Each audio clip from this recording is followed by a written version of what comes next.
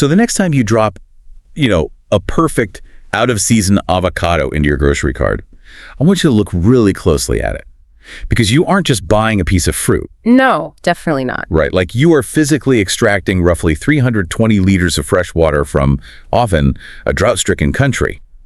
You're holding this product that is fundamentally altering global geopolitics, reshaping planetary biodiversity, and depending on how it's processed, it might be quite literally rewiring the dopamine receptors in your brain. It's a staggering hidden reality. I mean, the moment you begin tracking the invisible footprints of our meals, how the calories are engineered, grown, shipped, the entire tapestry of the modern world starts looking incredibly fragile.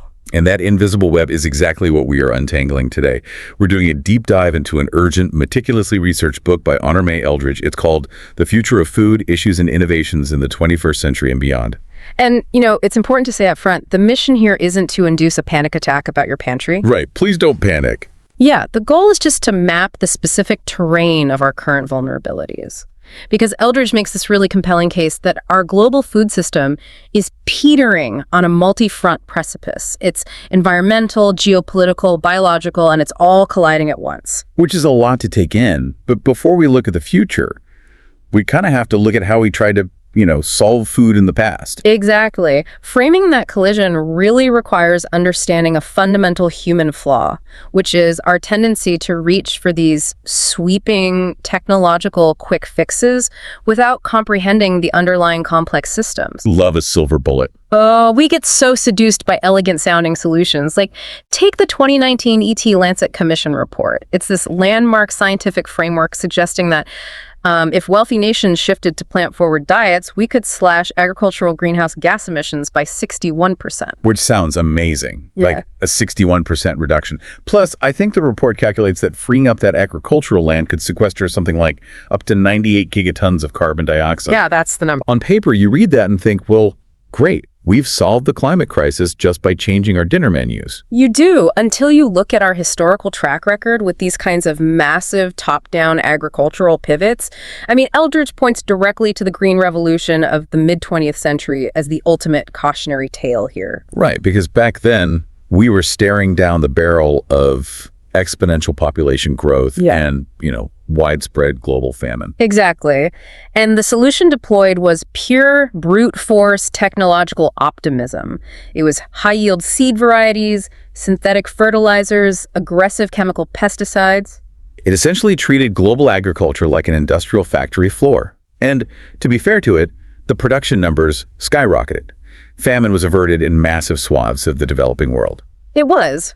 But treating biological ecosystems like factory assembly lines just means we push the catastrophic costs off the balance sheet. It was basically like taking out a high-interest payday loan to pay your rent. Like, it kept a roof over humanity's head in the short term, but the compounding ecological interest is coming due right now. That is a perfect way to put it. And the primary collateral for that loan was our topsoil.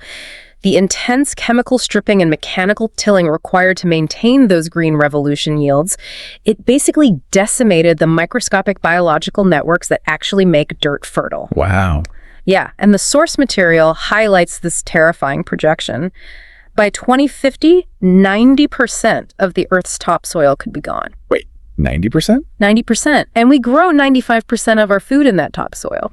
We are quite literally grinding it into sterile dust. That is, it's terrifying, but it also highlights how we get so hyperfixated on the atmosphere that we ignore the ground beneath our feet. Oh, absolutely. When the conversation around food and climate happens, it almost exclusively zeroes in on greenhouse gases. And talk about how agriculture drives 30% of global warming, or how livestock methane is 28 times more potent than carbon dioxide. Right, which is true. But viewing the food crisis purely through the lens of carbon and methane masks a much deeper, arguably more dangerous systemic breakdown. Broadening that lens brings us to the Stockholm Resilience Center's framework of the 9 planetary boundaries. Oh, those exactly. So these are the hard physical thresholds within which human civilization can safely operate. Climate change is only one of them.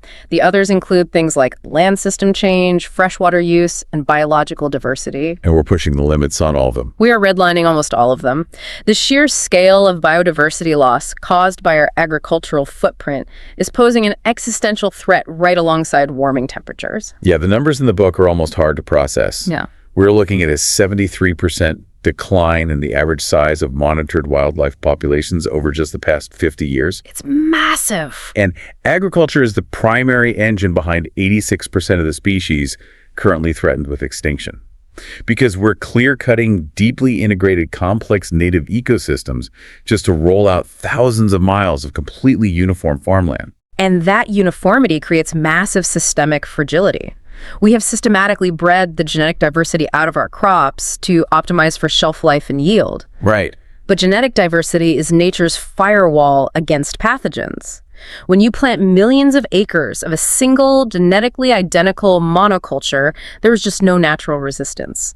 A single mutated virus or fungus can wipe out an entire hemispheric food supply in a matter of months. Which actually happened, right? Like with the Grossmanville banana in the 1920s. Exactly, the perfect historical precedent. It was the globally dominant monocropped banana, and because every plant was essentially a clone, the Panama disease pathogen swept through and essentially eradicated it from commercial existence. And we're setting up our modern staple crops for the exact same catastrophic failure today. We are, and that fragility is compounded by how entirely artificial the growing process has become, particularly regarding the nitrogen cycle. Okay, unpack that for me. So, in an undisturbed ecosystem, plants like legumes rely on a symbiotic relationship with soil bacteria to fix ambient nitrogen from the atmosphere into a usable nutrient.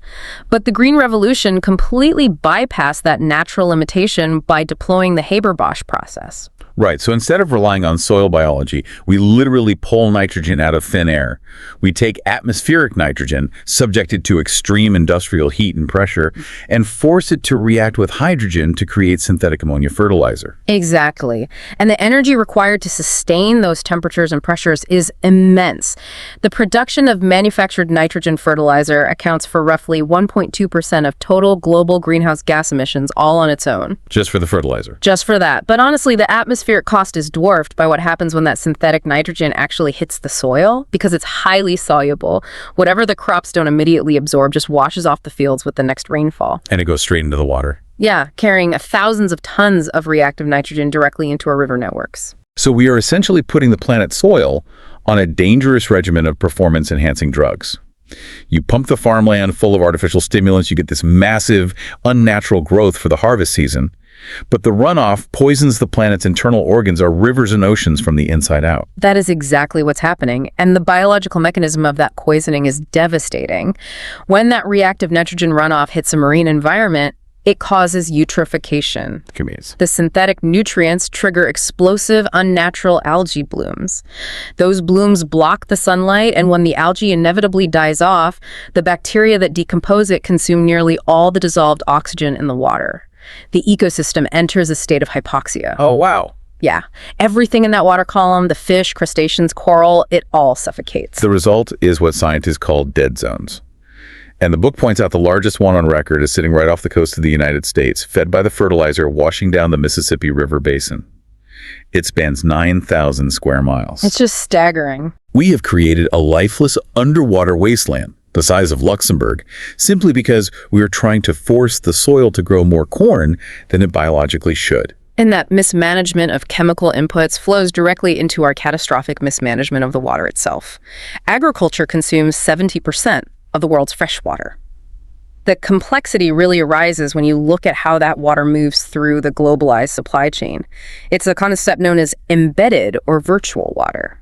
Which brings us back to that avocado in the grocery cart from the beginning of the show. Yes, the avocado. When a single mature avocado grows in Mexico, it physically absorbs 320 liters of water from the local water table. And then, when that fruit is harvested, packed, and shipped to a supermarket in London or Los Angeles, those 320 liters are permanently exported out of the Mexican ecosystem. We are systematically strip mining embedded water out of highly water-stressed environments across the global south. And we're doing it simply to satisfy the expectation of the global north that they should have access to out-of-season, water-intensive produce 365 days a year. I mean, we are physically extracting sovereign nations' water supplies and calling it global trade. And the fallout from that extraction isn't just an environmental tragedy. Right. It is a geopolitical powder keg. Absolutely. Because when a region's water table collapses, the agricultural economy collapses right along with it. And the source material draws a direct, undeniable line between this water scarcity and international security. Consider the Lake Chad Basin in Africa. As water vulnerability has skyrocketed there, the traditional farming and fishing industries have been totally devastated. Leaving people with nothing. Right. You are left with massive populations of displaced, economically stranded young men who can no longer feed their families. And a population pushed to the brink of starvation becomes incredibly vulnerable to radicalization. Exactly the dynamic we see playing out. Extremist groups like Boko Haram actively exploit that desperation. They recruit from those disaffected populations. The environmental collapse creates a vacuum that extremism easily fills. That's terrifying. And Eldridge highlights a similarly chilling scenario in Afghanistan in 2018. The region experienced a devastating 70% deficit in precipitation. 2 million people were suddenly food insecure. Desperate farmers were going on record stating they were being forced to join the Taliban simply to earn enough capital to keep their children from starving. Think about the gravity of that for a second, to you, the listener.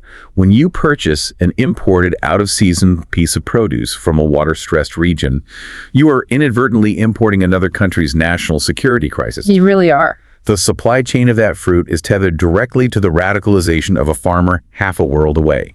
Our old globalized food system isn't just breaking the environment, it is actively destabilizing human civilization. So, confronted with a system that broken, the conversation naturally pivots to adaptation. Like, how do we innovate our way out of a crisis we engineer? Right, what are the solutions? The book details several unorthodox strategies, starting with flipping our destructive consumption habits into a tool for ecological management.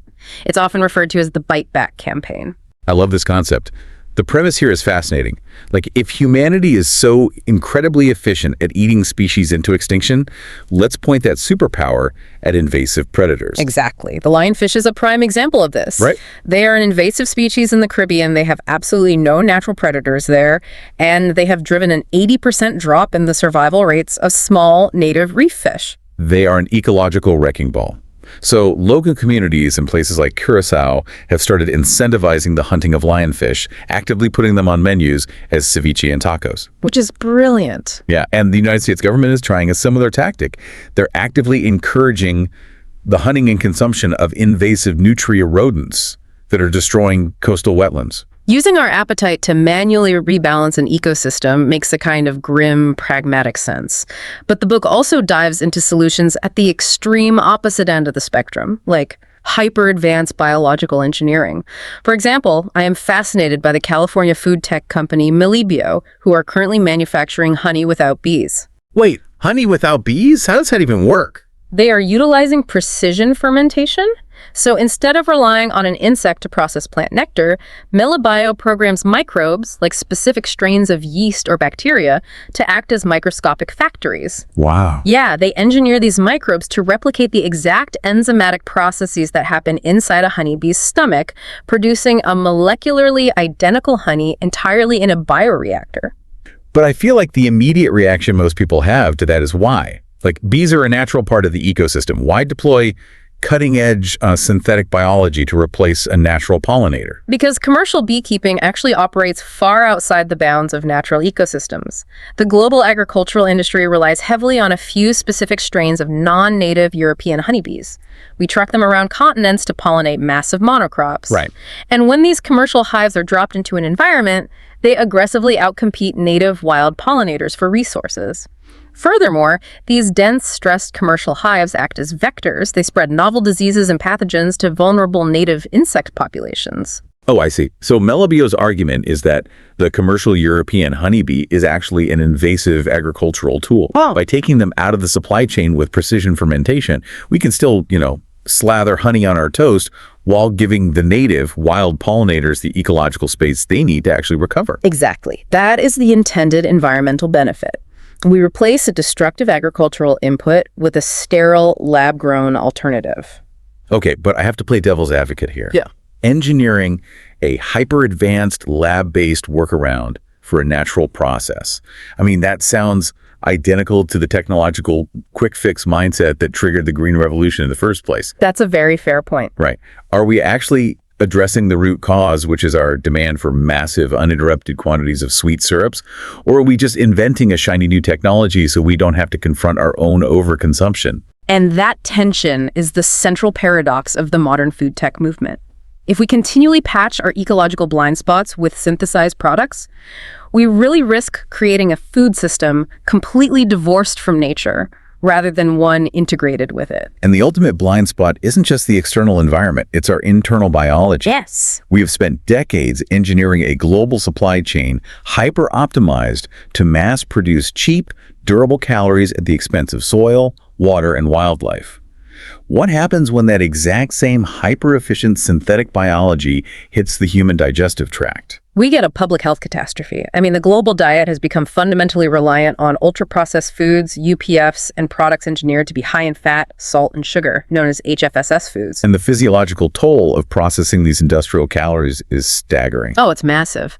Projections indicate that by 2035, an estimated 1.53 billion adults globally will be living with obesity. Over 1.5 billion people, carrying an economic burden that is almost unfathomable. Between 2011 and 2020, just treating the downstream non-communicable diseases, the type 2 diabetes, the cardiovascular failures, it cost the United States $7.6 trillion in direct healthcare expenses. It's bankrupting the system. And understanding how these ultra-processed foods damage us requires looking at the actual mechanics of human fat storage. Right. Subcutaneous fat, which is stored just beneath the skin, actually plays a functional role in our biology. It actively releases anti-inflammatory molecules that help regulate our energy balance.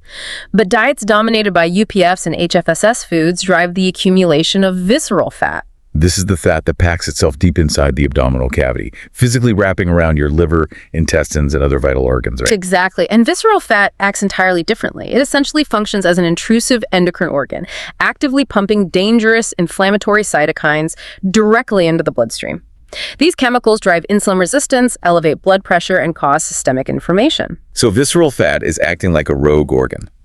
It is the internal equivalent of the agricultural runoff we talked about earlier. Flooding the human body with cheap synthetic inputs creates a toxic internal environment, just like pumping synthetic nitrogen creates dead zones in the ocean.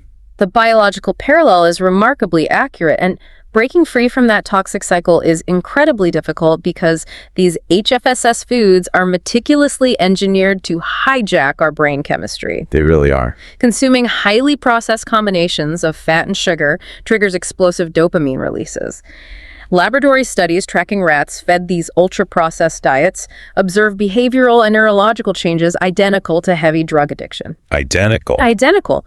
The subjects build chemical tolerance, suffer intense withdrawal symptoms, and experience permanent alterations in their reward pathways. You aren't simply failing a test of willpower, you are fighting a carefully engineered chemical dependency. And the chemical engineering goes far beyond just salt and sugar. The source material's deep dive into the use of nanotechnology in our food supply is genuinely unnerving. We aren't just eating processed corn, we are eating manufactured nanoparticles. Titanium dioxide, or TiO2, is the prime example of this. It is a synthetically produced nanoparticle widely used as a whitening agent to enhance the visual appeal of consumer products. You find it heavily utilized in milk, yogurt, and candies like Skittles. Wait.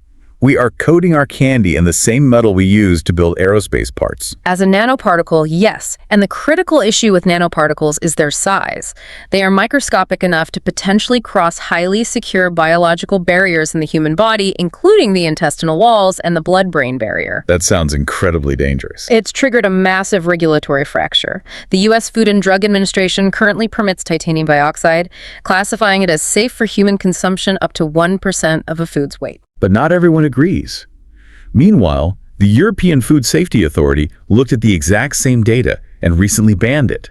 They deemed it unsafe due to severe red flags regarding genotoxicity. Which is deeply concerning. Yeah, meaning these nanoparticles have the potential to accumulate over time and directly damage our cellular DNA.